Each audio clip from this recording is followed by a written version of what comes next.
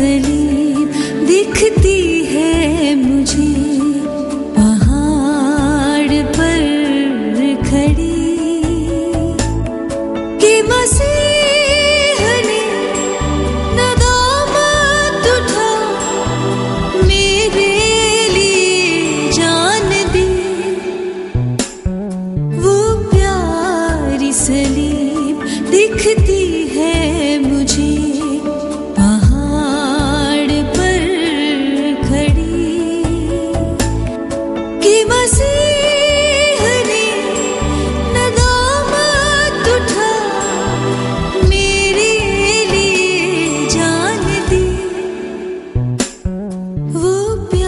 परमेश्वर के नाम की महिमा हो। प्रभात मनन के आराधना संबंधी मनन में आप सभी का हार्दिक स्वागत है। भजन संहिता 95 भाग 2 साम्स 95 पार्ट 2। प्यारो, आज हम भजन संहिता 95 और उसके दूसरे भाग को मनन करेंगे। प्यारो, जैसे कि हमने पिछले सप्ताह मनन किया था कि इस भजन को मिलाप वाला तंबू के उत्सव में गाए जाने के लिए लिखा गया था। इस उत्सव को इजरायली हर वर्ष मनाते थे और उन दिनों को स्मरण करते थे जब उनके पूर्वज उस जंगल से यात्रा करते हुए परमेश्वर के वायदा किए हुए देश में पहुंचते हैं, जिसे उन्होंने 40 वर्ष की लंबी यात्रा के उपरांत पाया था। इस यात्रा के दौरान उन्होंने परमेश्वर की उपस्थिति को अपने मध्य में देखा था और परमेश्वर की महानता और अद्भुत कार्यों को देखकर अचंभित हो गए थे। इस भजन में भजनकार उस यात्रा के अनुभव को मन में रखते हुए, उन घटनाओं का उल्लेख करते हुए उसकी आराधना करता है, उसके नाम की प्रशंसा करता है। भजनकार अपने लोगों को परमेश्वर की आराधना संबंधित 3 कार्यों को करने के लिए आह्वान करता है। पद 1 से 5 तक, आओ हम अपने प्रभु की आराधना करें, कम लेट अस वर्शिप अवर गॉड। दूसरा, पद 6 से 7 के उसके पहले भाग तक, आओ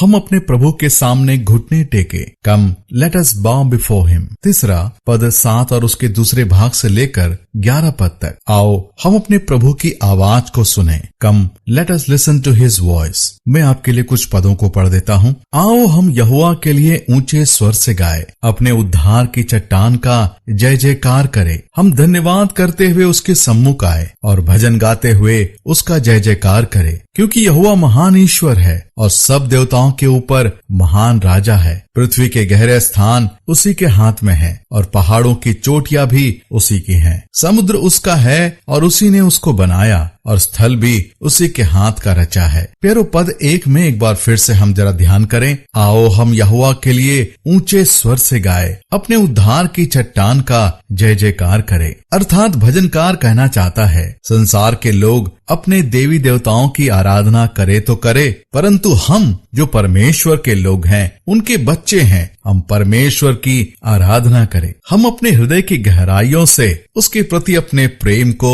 और आभारीपन को अपने गीतों के माध्यम से प्रकट करें। ऊंची आवाज में उसकी आराधना के गीत गाएं। प्यारो, आराधना के दौरान गीतों की एक अहम भूमिका होती है, खासकर जब हम उसे अपने हृदय की गहराइयों से गाते हैं, उसके अर्थ को समझते हुए गाते हैं। परंतु कई बार दुख इस बात का लगता है जब परमेश्वर के लोगों की सभा में गीतों को सभा को खुश करने के लिए गाए जाते हैं, स्वयं की प्रशंसा को पाने के लिए गाए जाते हैं, परंतु इन पदों के आधार पर भजनकार कहता है, आओ हम यहोवा के लिए ऊंचे स्वर से गाए, हम उसकी स्तुति करें, उसकी प्रशंसा के लिए हम गाए। प्यारो, भजनकार आगे कहता है उसका आराधना का विषय क्या है। कहता है उद्धार की चट्टान। हाँ प्यारो, उद्धार की चट्टान अर्थात मसीह यीशु, जिसके बिना कोई परमेश्वर के सम्मुख आ भी नहीं सकता, परमेश्वर पिता से कोई मेल मिलाप भी नहीं कर सकता। जैसा कि हम प्रेरितों के काम उसके 4 अध्याय उसके 12 में पढ़ते हैं, किसी दूसरे के द्वारा उद्धार नहीं, क्योंकि स्वर्ग के नीचे मनुष्यों में और कोई दूसरा नाम नहीं दिया गया है जिसके द्वारा हम उद्धार पा सके। हमारे आराधना का विषय हमारा उद्धारकर्ता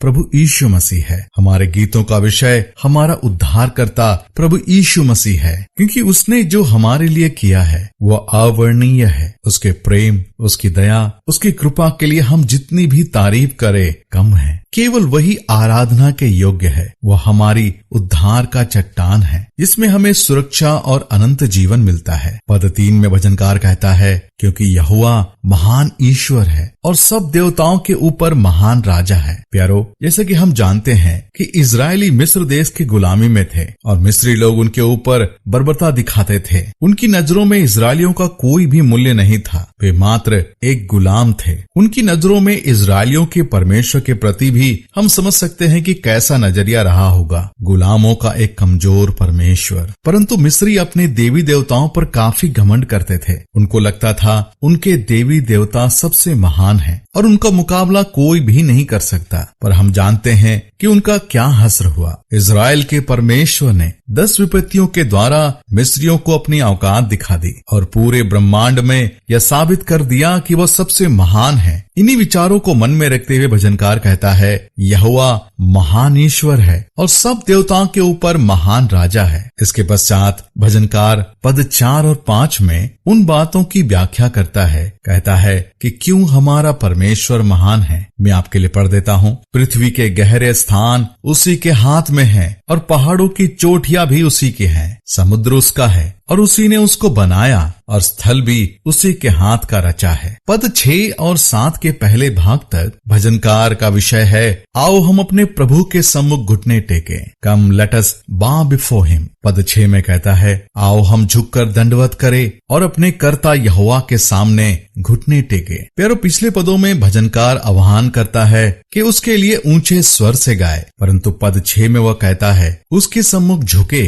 और दंडवत करे, घुटने टेके, अर्थात आनंद और उत्साह के साथ साथ परमेश्वर की उपस्थिति में एक भय और आदर के साथ उपस्थित होना अति आवश्यक है, क्योंकि वो कोई बेजान मूर्त नहीं है, परंतु हमारा सृष्टिकर्ता परमेश्वर, हमारा जीवित परमेश्वर है। फिर ये बात तो सही है कि हम उनके बच्चे हैं, परंतु जब उसकी आराधना करने के लिए उसकी उपस्थिति में आए तो ध्यान रखें कि जगत के सृष्टिकर्ता के सम्मुख खड़े हैं, जो राजाओं का राजा और प्रभुओं का प्रभु है। पद 7 में वह कहता है, क्योंकि वही हमारा परमेश्वर है और हम उसकी चराई की प्रजा हैं। प्यारो, हम उसके हैं और वो हमारा है। वो हमारा चरवाहा है जो प्रतिदिन हमारी अगुवाई करता है, हमारी रक्षा करता है, हमारी आवश्यकता को पूरा करता है। वो अच्छा चरवाहा है जिसने अपने भेड़ों के लिए अपना प्राण दिया है। प्यारो, इजरायली प्रजा और हम परमेश्वर के कलीसिया में फर्क केवल इतना है कि परमेश्वर ने इजरायली प्रजा को जंगल के सफर में अगुवाई किया और हमारे लिए